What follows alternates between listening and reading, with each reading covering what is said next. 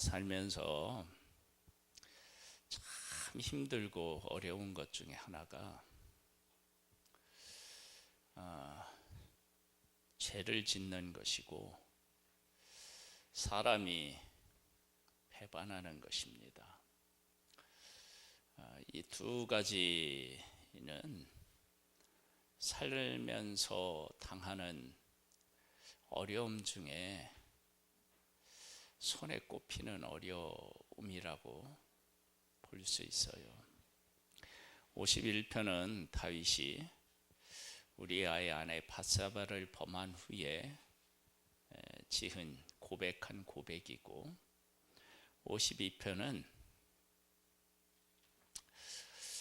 도액이라는 사람이 사울에게 다윗이 어디 있는지를 알려주어서 아히멜렉 그 제사장에게 속한 사람들이 다 죽고 그런 과정에서 쓴 시예요. 사람이 살면서 겪게 되는 어려움이 있지요. 그런데 그 어려움 중에서 내가 사람을 죽여서 생기는 어려움이다. 한 가정을 완전히 파탄나게 만드는 그러한 일을 한 사람이다. 얼마나 큰 일이며 거기에서 파생되는 그런 아픔과 고통이 얼마나 컸겠습니까?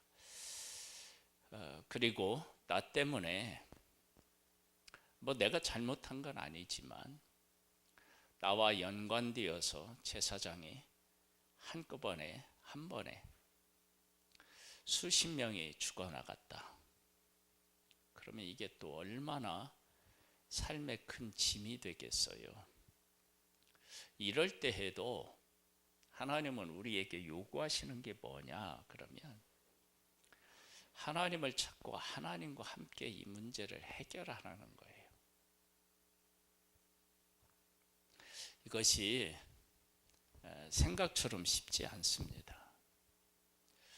내가 잘못했는데 그 잘못을 인정하고 하나님 앞에 용서를 구하는 일이 쉽지 않은 이유가 어디 있느냐? 그러면 사탄이 틈타고 들어와요. 그래서 야, 네가 왕의 권세를 가지고 그렇게 해놓고 이제 와서 잘못했다고 그러냐? 이러한 사탄의 공격을 얼마든지 받을 수 있어요. 그러니까 쉬운 일이 아니에요. 가룟 유다가 예수님을 은 30에 팔았죠. 팔고 나서 너무 괴로워서요, 스스로 목매어서 죽어요. 그런데 베드로는 예수님을 부인하고 마지막에는 저주까지 했는데 회개하고 초대교회의 수장이 되어서 복음을 전하는 사람이 되었다고요. 우리가 일평생 살면서 큰 죄를 범하지 말아야 되겠죠. 큰 죄뿐만 아니라 죄를 범하지 말아야 되는데 그렇게 살 수는 또 없어요. 근데 이런 문제가 우리 삶에 왔을 때 어떻게 그 문제를 해결해야 될 것이냐, 이게 너무 중요해요. 하나님은 죄를 지은 우리가 그 죄를 해결하고 다시 회복하기를 원하셔요. 근데 그렇게 죄를 회개하고 회복하려고 하면 넘어야 될 산들이 많아요. 아까 얘기한 것처럼 야, 이제 와서 잘못했다고 막 이렇게 사단이 공격해 올 수도 있고, 또 사람들이 공격할 수도 있어요. 그런 가운데 하나님께서 죄를 어떻게 보시고 어떻게 다루느냐라고 하는 것은 대단히 중요해요. 자, 예를 한번 들어볼게요. 누가복음 15장에 보면 탕자의 비유가 나오는데요. 아버지의 재산 자기 걸 달라고, 그래서 가서 허랑방탕하게 다 쓰고 돼지 치는데 지흠 열매로 배를 채우고자 하는데도 주는 사람이 없어서 배고파서 아버지를 기억하고 집에 돌아와요. 아버지는 아들을 아들로 생각하고 맞이해 주셨는데 형이 자기를 받아주지 않는 거예요.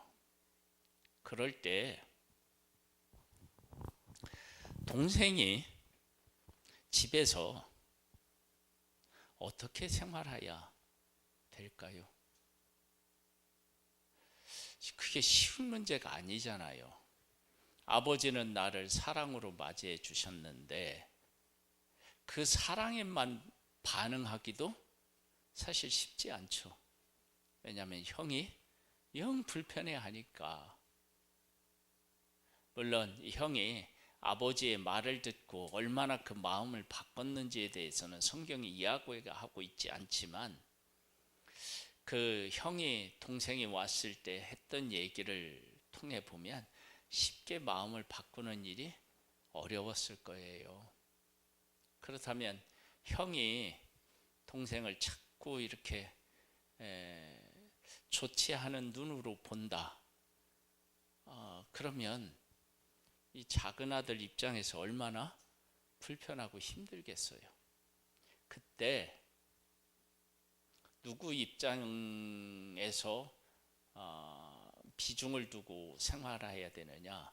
아버지가 아들로 받아주신 그 아버지의 마음을 헤아리고 그것을 받아들이는 쪽으로 살아야 되지.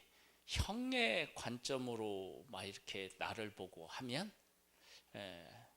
물론 형을 생각하지 않으면 안 되겠지만 그래도 아버지를 중심으로 생각하고 살아가야만 되겠죠.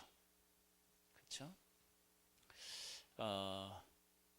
그것처럼 우리들이 하나님이 나에 대해서 이렇게 용서하시고 내가 어떻게 하기를 바라시는 그런 하나님의 뜻이 계시다. 그러면 그 뜻을 그 어떤 사람의 뜻보다 앞세우고 중요하게 여겨야 된다는 거예요.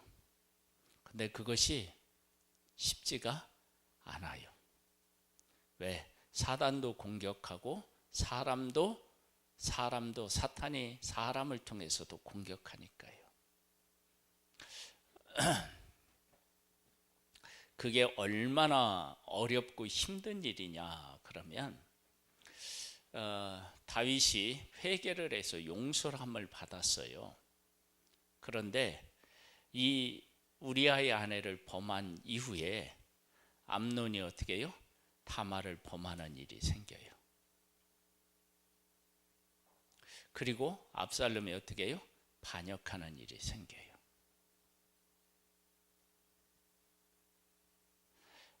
다윗이 죄를 지은 것을 사탄이 어떻게 해요? 이용한 거라고요. 그럴 때 암논이 다말을 범할 때에도 다윗이 그걸 알기는 알았지만 특별히 뭘 행동을 못해요. 왜 못하느냐? 내가 그들에게 뭘 어떻게 해줘야 될지를 잘 모르는 거예요. 왜? 자기에게 약점이 있으니까. 그리고 아들 압살롬이 반역을 해요. 반역자하고는 전쟁을 치루어야 되는데 이 아들 반역한 자가 아들이란 말이에요. 그래서 신하들에게 압살롬 죽이지 말고 제발 살려달라고 그렇게 부탁을 해요. 근데 결국은 아들이 죽어요. 근데 아들이 죽는데 아버지로서 아들이 죽음에 대해서 슬퍼해요. 그런데 신하들이 뭐라고 얘기하느냐면 왜 그렇게 슬픔만 하고 있느냐고. 만약에 아들 대신에 우리가 다 죽었으면 어떡할 뻔했느냐고 이러면서 공격해 와서 아들을 위해서 슬퍼할 수도 없게 되는 일이 생겨요.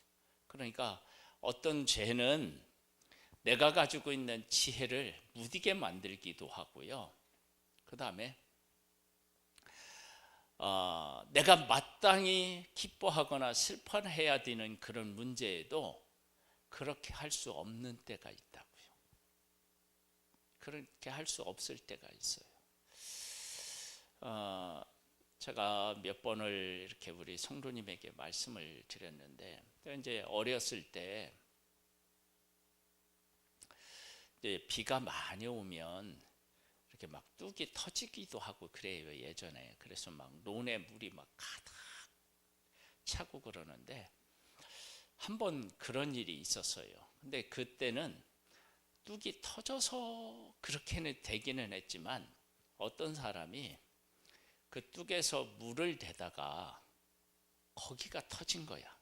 그러니까 거기에 이제 그 물을 대기 위해서 이렇게 뚝에 손을 댄 사람이 죄인이 된 거야. 가지고 그걸 이제 막아야 되잖아요. 뚝을 다시 쌓아야 되잖아요. 제방을 쌓아야 되는데 그 사람이 자기가 그랬으니까, 그래서 너무나도 많은 사람의 논이 침수되어 가지고 수확을 제대로 못하게 될 수 있으니까 빨리 복구를 해야 되는데, 다른 사람들 같은 경우는 쉬기도 하고 뭐 이렇게 할 수 있는데 이 사람은 못 쉬는 거예요. 힘들어도 힘들다고 말하기가 어려워. 왜? 자기가 한 일이 있기 때문에.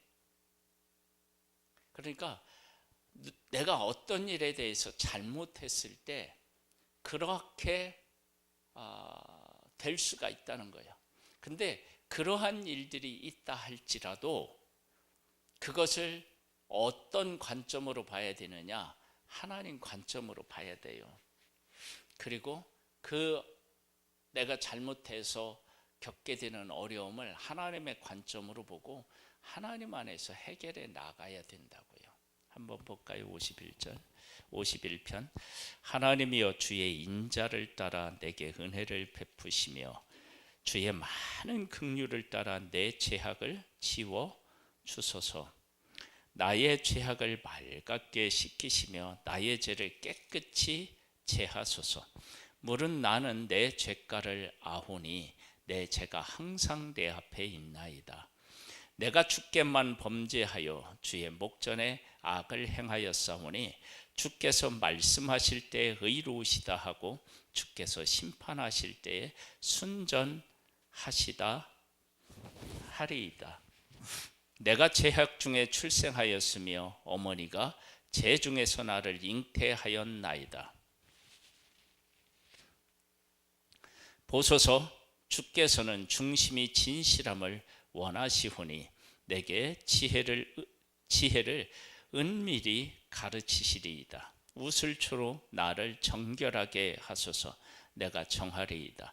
나의 죄를 씻어주소서. 내가 눈보다 희리이다.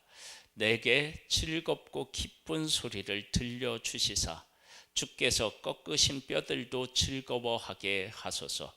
주의 얼굴을 내 죄에서 돌이키시고 내 모든 죄악을 지워 주소서. 하나님이여 내 속에 정한 마음을 창조하시고 내 안에 정직한 영을 새롭게 하소서. 나를 주 앞에서 쫓아내지 마시며 주의 성령을 내게서 거두지 마소서. 주의 구원의 즐거움을 내게 회복시켜 주시고 자원하는 심령을 주사 나를 붙드소서. 그리하면 내가 범죄자에게 주의 도를 가르치리니 죄인들이 주께 돌아오리이다. 하나님이여 나의 구원의 하나님이여 피 흘린 죄에서 나를 건지소서. 내 혀가 주의 의를 높이 노래하리이다. 주여 내 입술을 열어주소서. 내 입이 주를 찬송하여 전파하리이다. 주께서는 제사를 기뻐하지 아니하시나니 그렇지 아니하면 내가 드렸을 것이라. 주는 번제를 기뻐하지 아니하시나이다. 하나님께서 구하시는 제사는 상한 심령이라. 하나님이여 상하고 통회하는 마음을 주께서 멸시하지 아니하시리이다. 주의 은택으로 시온에 선을 행하시고 예루살렘 성을 쌓으소서. 그때 주께서 의로운 제사와 번제와 온전한 번제를 기뻐하시리니 그때에 그들이 수수를 주의 제단에 드리리이다. 아멘. 하나님이 1차적으로 요구하시는 것은 뭐냐면 내가 죄인이라고 하는 고백이 중요합니다. 내가 죄를 짓고 하나님 앞에 나가서 제사를 지냈다고 해서 그 제사를 하나님이 온전히 받으시는 게 아니에요. 그래서 그것을 어디에서 정확하게 우리가 알 수 있느냐 그러면 사울에게 하나님이 아말렉을 진멸하라고 하셨다고요. 그런데 그 시원찮은 것은 죽이고 좋은 것은 놔두고 뭐 하겠다고 했어요? 하나님 앞에 제사 드리겠다고 했어요. 근데 그때 하나님이 뭐라고 하시느냐면 순종이 제사보다 낫다 그렇게 말씀하셔요. 그러니까 우리가 죄를 지었을 때 제사는 언제 드려야 되느냐? 내가 죄인이라는 것을 깨달아 알고 그 죄를 해결해 주실 분이 여호와 하나님밖에 없다. 여호와 하나님께 내가 큰 죄를 지었다라고 하는 사실을 고백하고 그러면서 드리는 것이지 제사만 드린다고 해서 죄가 용서되는 게 아니에요. 그래서 그런 사실을 깨달아 알고 다윗은 철저하게 회개하고 하나님 앞에 용서를 구합니다. 그리고 나서 어떻게 되느냐? 18절 19절을 다시 읽어보면요, 주의 은택으로 시온에 선을 행하시고 예루살렘 성을 쌓으소서. 그때 주께서 의로운 제사와 번제와 온전한 번제를 기뻐하시리니 그때에 그들이 수수를 주의 제단에 드리리이다.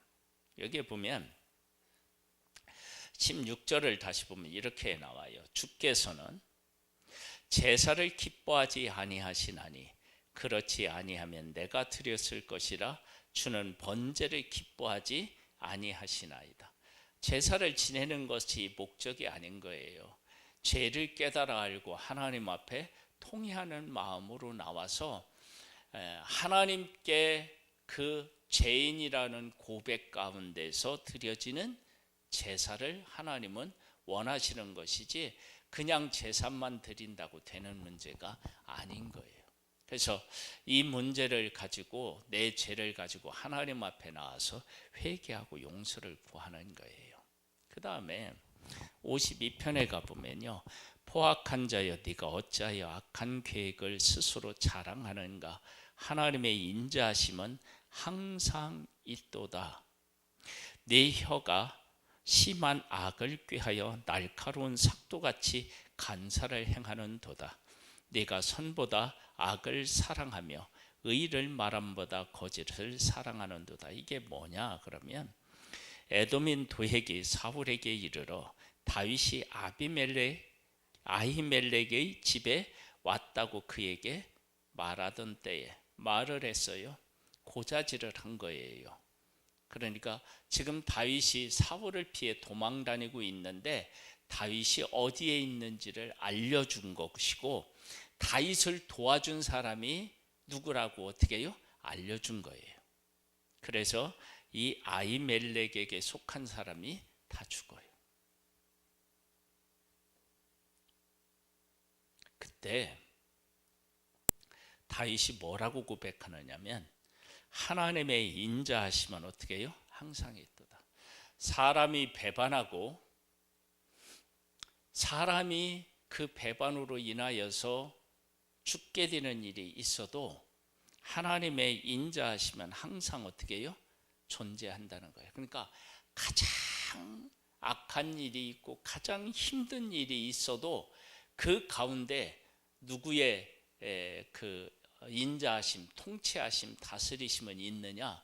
하나님의 통치하시고 다스리심은 있다고요. 그래서 도액이 그렇게 했어요. 그러면 도액의 뜻대로 되었나요? 아니에요. 하나님이 끝까지 다윗을 보호하시고 다윗에게 기름 부으신 것처럼 다윗이 나중에 어떻게 해요? 왕이 되어요.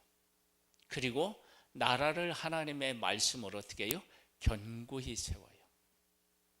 견고히 세우는데 어떻게 견고히 세우느냐? 그러면 다윗이 한 번은 이제 블레셋에 있을 때 그 전쟁에 참여하고 돌아와 보니까 어떻게 돼요? 속한, 그러니까 다윗의 가족하고 다윗과 함께 있었던 가족들이 하나도 없이 어떻게 해요? 다 잡혀가요. 다 잡혀가요. 한 사람도 남김없이 다 잡혀. 근데 하나님이 어떻게 하냐면 그들 모두를 어떻게 해요? 다 보호하셔요. 다 보호하셔서 다시 찾아오게 하셨다고요. 그러니까 하나님이 보호하시면 그 어떤 것도 해하지 못하는 거예요. 그래서 도액이 이렇게 했어도 아히멜렉에게 속해 있는 사람은 죽을지 모르지만 하나님이 기름 부어서 왕으로 세운 다윗은 어떻게 해요? 하나님이 보호하셔서 나라를 하나님의 말씀 안에 다시 바르게 세우는 일을 한 것을 보게 됩니다. 그러니까 악이 아무리 우리 가운데 와서 그 악이 모든 것들을 다 점령한 것 같아도 하나님은 온 세상을 통치하시고 그분의 뜻을 이루어가고 계시는 것을 하나님의 사람은 결코 놓쳐서는 안 됩니다. 그런 믿음을 가지고 어려움 가운데서도 하나님을 고백하는 우리가 되기를 소망합니다. 4절에 보면요, 간사한 혀여 너는 남을 해치는 모든 말을 초하는도다. 그런즉 하나님이 영원히 너를 멸하시며 너를 붙잡아 네 장막에서 뽑아 내며 살아있는 땅에서 네 뿌리를 빼시리로다. 하나님이 너를 심판하신다라고 하는 거예요. 지금은 내가 너에게 어떻게 할 수 없지만 하나님이 반드시 너를 어떻게 해요? 심판하신다. 의인이 보고 두려워하며 또 그를 비웃어 말하기를 이 사람은 하나님을 자기 힘으로 삼지 아니하고 오직 자기 재물의 풍부함을 의지하며 자기의 악으로 스스로 든든하게 하던 자라 하리로다. 이게 뭐냐? 왜 도액이 사울에게 다윗이 있는 것을 알려줬겠어요? 보상이 따르니까. 아마 금일봉을, 지금으로 말하면 금일봉을 줬겠죠. 근데 그 금일봉이 아주 큰 돈이었겠죠. 그렇죠? 왜 금일봉이라고 하는지 알아요?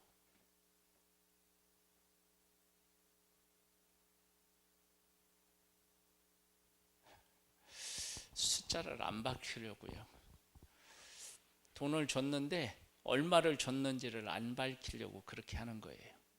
그러니까 그것은 돈의 어떤 그 얼마를 줬느냐라고 하는 것보다는 누가 누구에게 줬느냐라고 하는 것을 더 강조하는 거예요. 강조하기 위해서. 그래서 금일봉은 얼마나 줬는지를 안 밝히는 거예요. 안 밝혀. 뭐 알기는 알죠. 아는데 대통령이 누구에게 줬다. 그러면 이것은 대통령이 그 사람을 얼마나 귀하게 여기느냐, 그걸 이야기하는 거예요. 돈에 대한 이야기를 하는 게 아니고. 지금 왜 고발했느냐, 여기에 이 말씀을 근거로 해보면 포상금을 받기 위해서. 그래서 고자질한 거예요. 왜냐? 오직 자기 재물의 풍부함을 의지하며, 이걸 사랑한 거죠. 자기 악으로 스스로 든든하게 하던 자라 하리로다. 내가 사울이 주는 돈을 받고 사울의 신임을 얻으면 내 인생은 쭉 아주 그렇게 잘 될 것이라고 생각한 거예요. 그런데 누가 심판하셔요? 하나님이 심판하시는 거예요. 그러나 나는 하나님의 집에 있는 푸른 감람나무 같으며 하나님의 인자하심을 영원히 의지하리로다. 네가 아무리 그렇게 한다고 할지라도 내가 낙심하지 아니하고 다시 하나님을 의지하고 하나님의 집에 감람나무처럼 어떻게 해요? 견고하고 그렇게 서서 하나님의 하나님 되심을 내가 세상에 드러낼 거야.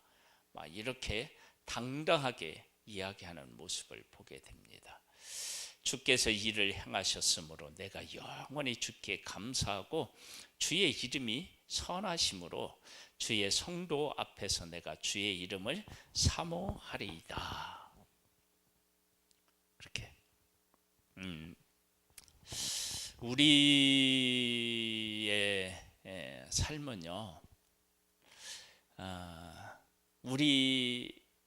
내가 어떤 잘못을 해서 어려움에 처할 수도 있고 다른 사람이 잘못해서 내가 어려움에 처할 수도 있어요. 이럴 때 우리는 항상 누구 앞에 나아가야 되느냐? 하나님 앞에 나아가서 하나님이 무엇을 원하시는지를 깨달아 알고 그 뜻 안에서 내 삶을 세워나가는 것이 정말로 중요합니다. 그런데 하나님 중심으로 세우는 일이 정말 이럴 때 어렵습니다. 왜 그러느냐?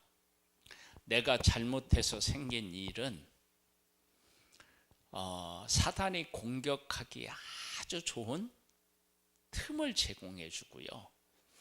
다른 사람이 잘못해서 내가 어려움을 겪으면 그래도 괜찮아요. 근데 지금 제사장이 어떻게 해요? 다 죽는 일이 생긴 거예요. 그러니 이게 얼마나 힘들고 어렵겠어요. 그러할 때에도 여전히 악이 승리하는 것이 아니라 하나님께서 살아계셔서 이 모든 일을 통치하시고 다스리고 계시며 하나님께서 반드시 하나님의 뜻을 이루실 것이라고 하는 것을 믿고 믿음으로 승리하며 나가야 되는 것입니다.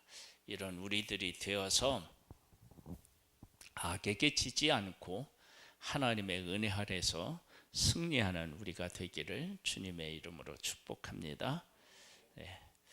우리 찬양을 한 곡 드리고 기도하는 시간을 갖겠습니다.